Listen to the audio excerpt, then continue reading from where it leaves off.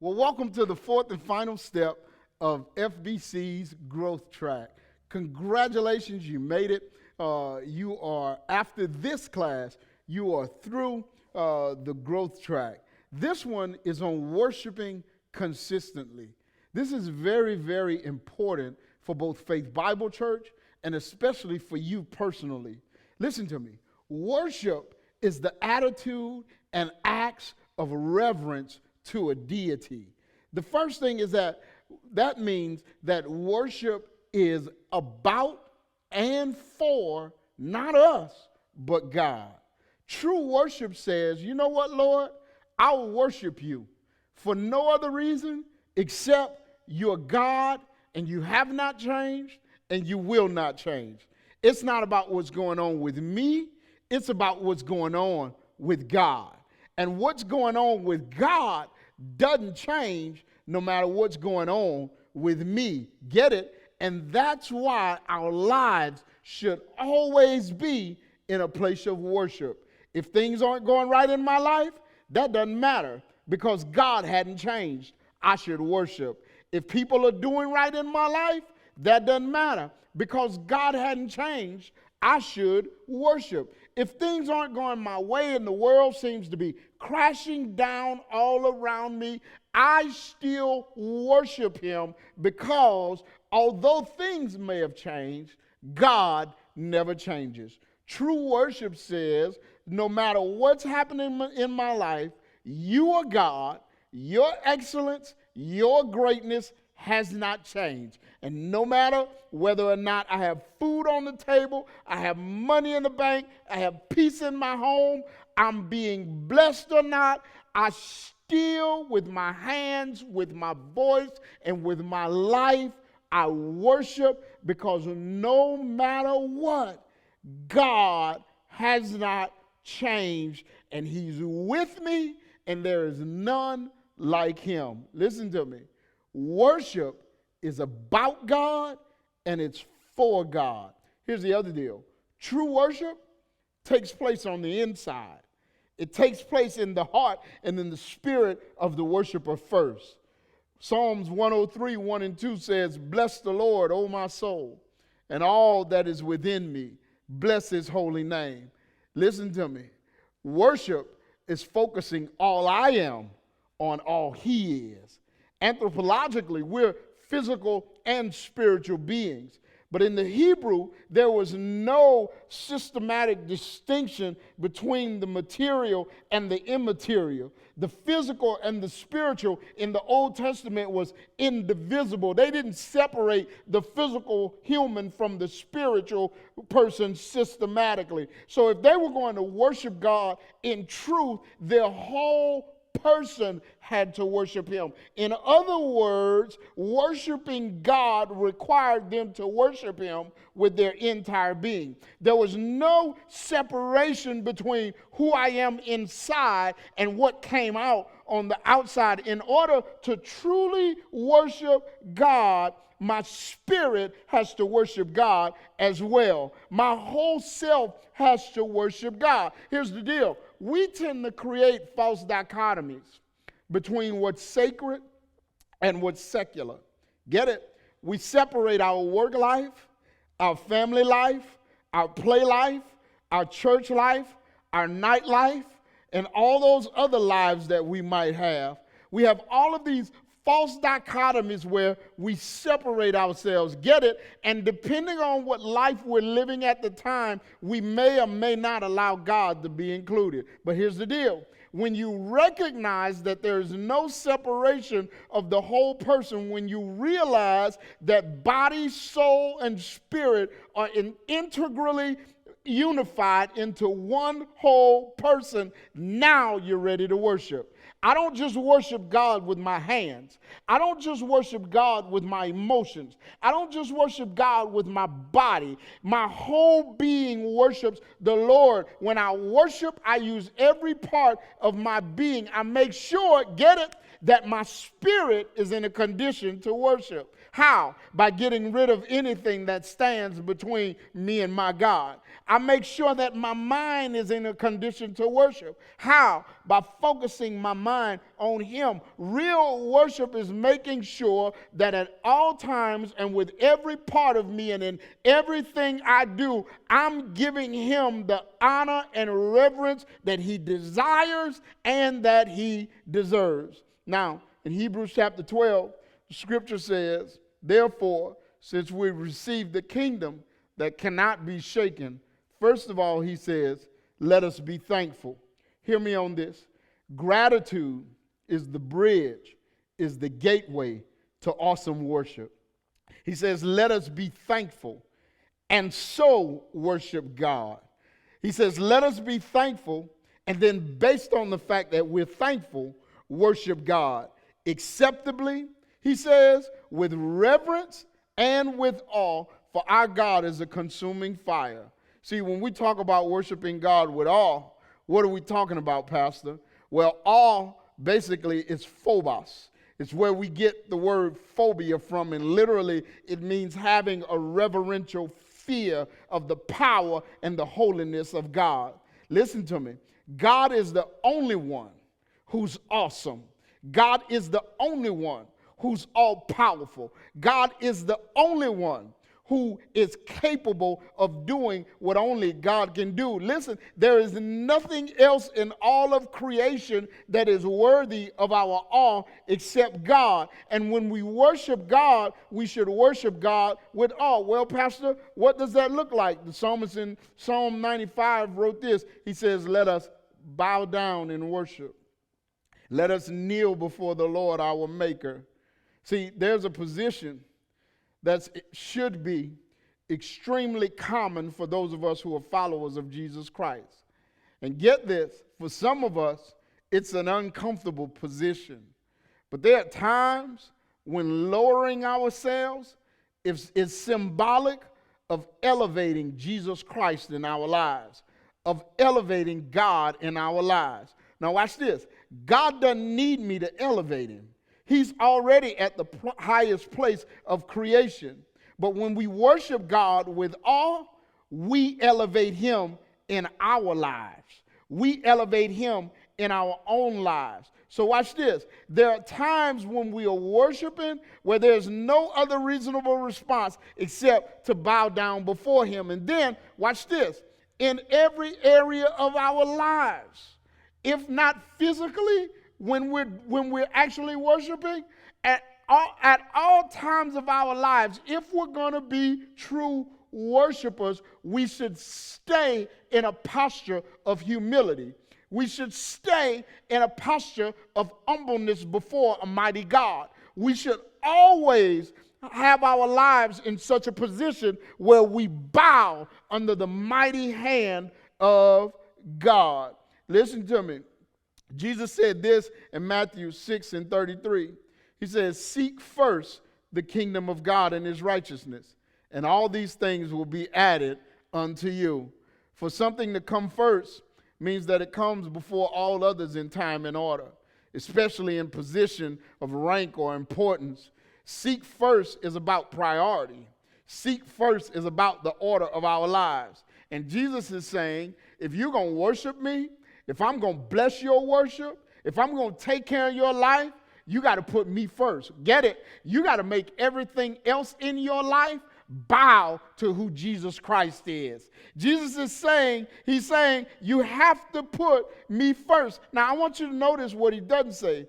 It doesn't say that having or pursuing other things is wrong. It's not like God is saying, I only want you going to church and reading the Bible and praying all day, everywhere. And the reason why I'm addressing it is because a lot of times when we hear that passage, that's what most of us hear. We think that God's expectation for us when we hear a message like this is that we read the Bible and go to church 24/7, but that's not what God is saying. Here, what is God saying then, Pastor? Well, it's like your kids. You say one thing, your kids hear another. You say clean the kitchen, what the kids hear is wash the dishes and leave the rest of the kitchen dirty. You say clean your room, and what your kids hear is shove everything under your bed. You say do your laundry, and what your kids hear is put all your clothes in the washer, turn it on, and leave them there forever. But that's not what God is saying.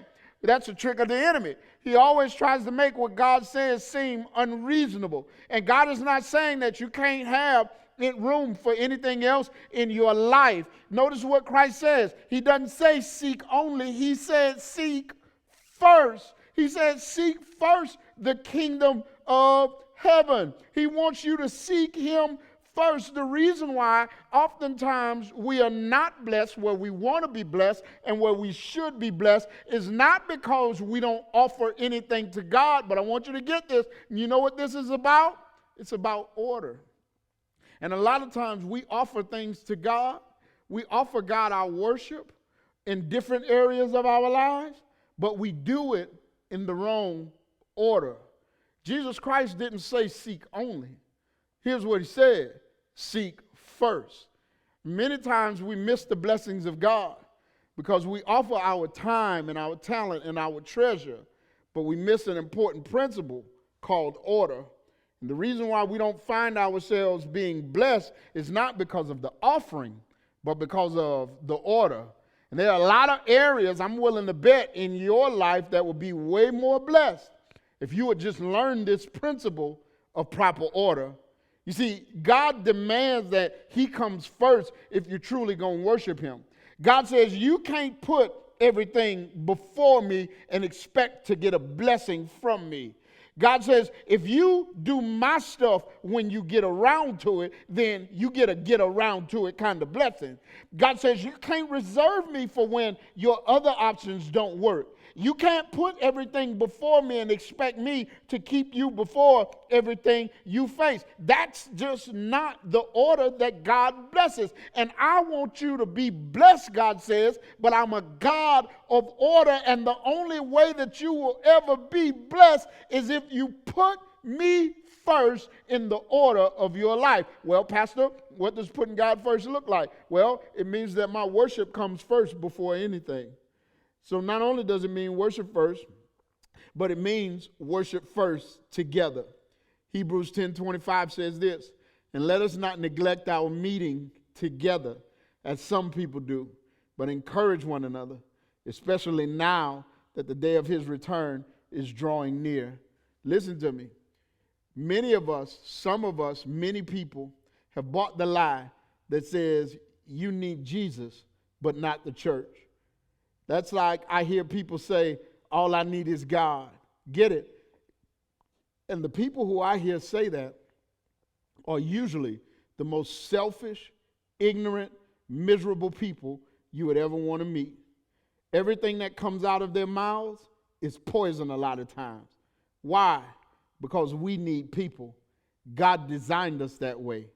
The Christian life was never meant to be lived alone. Listen to me. Your soul needs what happens when the church gathers on Sunday mornings. Your growth is dependent upon what happens on Sunday mornings. You can't grow as God intended if you starve yourself spiritually. When you attend church irregularly, you know what happens? You suffer from spiritual malnutrition. Don't come occasionally to church. Listen to me.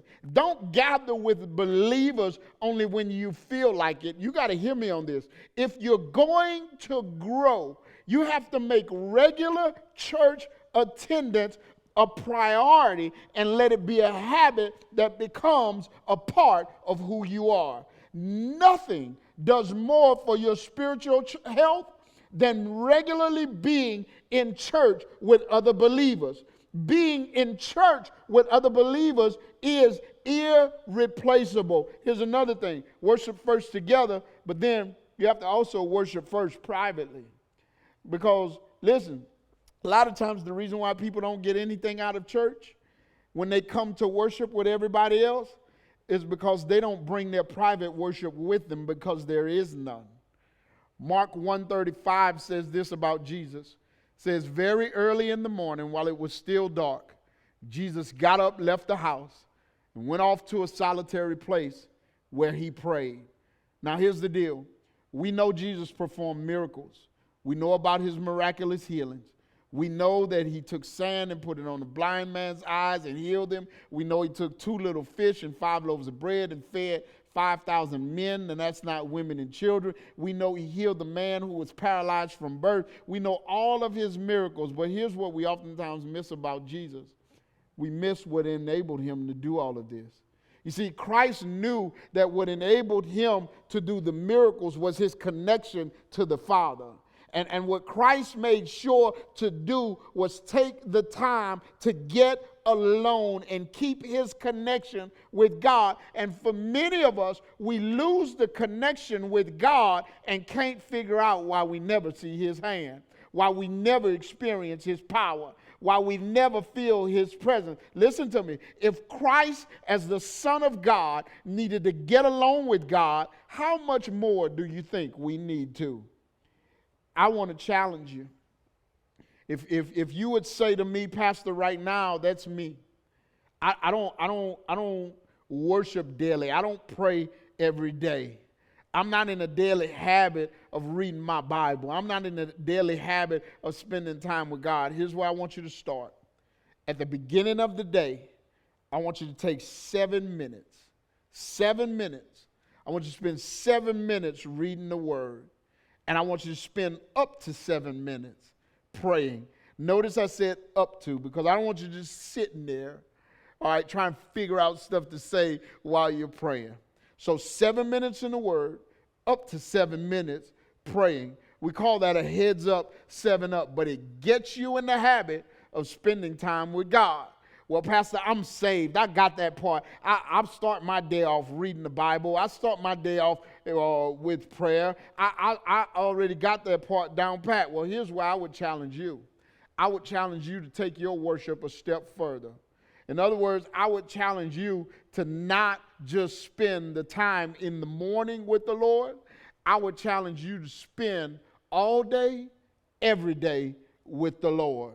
Because I want you to get in the habit of not leaving God at your bedside, or not leaving God on your front porch or your back porch or wherever you do your worship. I want you to get in the habit of worshiping God wherever you go. Starting your day off with prayer and Bible study is a really good start. But the problem for most of us who've been saved for a while is that we feel like something's missing. I want you to know what's missing. It's giving God more of your time.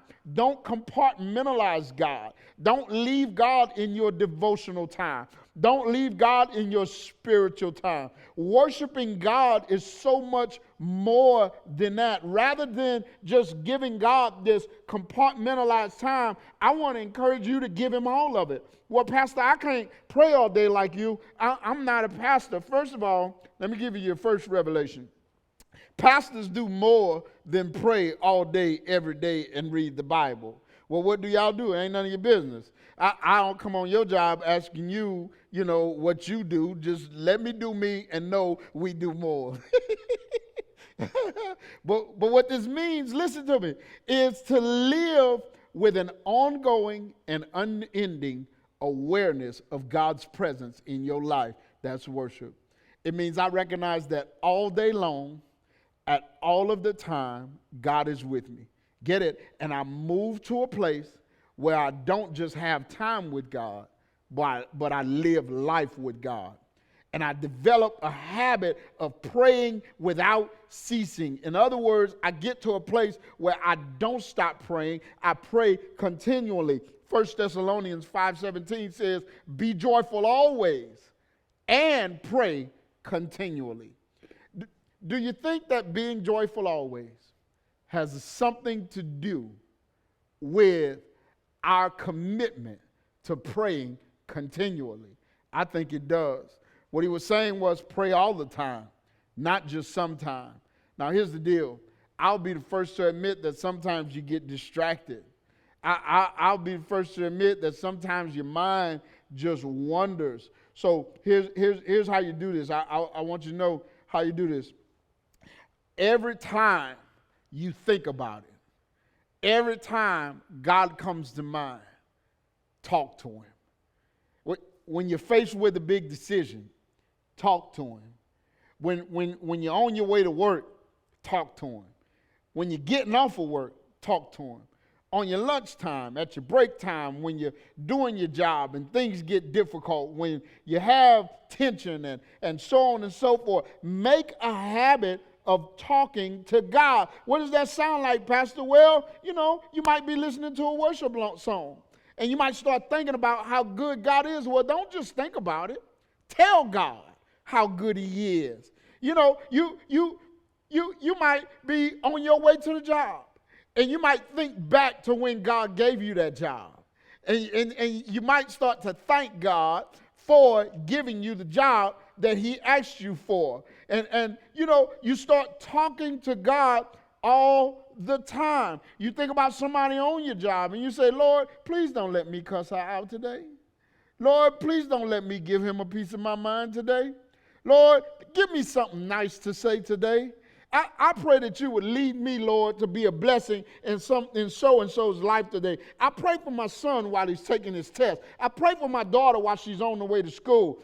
You talk to God. You move from compartmentalizing God to including God in every area of your life, to a place where throughout the day you allow God to guide you, where throughout the day you allow God to comfort you, where throughout the day you allow him to lead you, where you're sensitive to his conviction, you let him speak to you, and you tell him how much he means to you, and you thank him every chance you get. Watch this. You recognize your dependence upon him, and you tell him about it. You get to the place where you live every moment, every minute of the day with an awareness of the presence of God. Watch this. The other thing is worship desperately. Psalms 84:2 says, my soul longs, yes, faints for the courts of the Lord.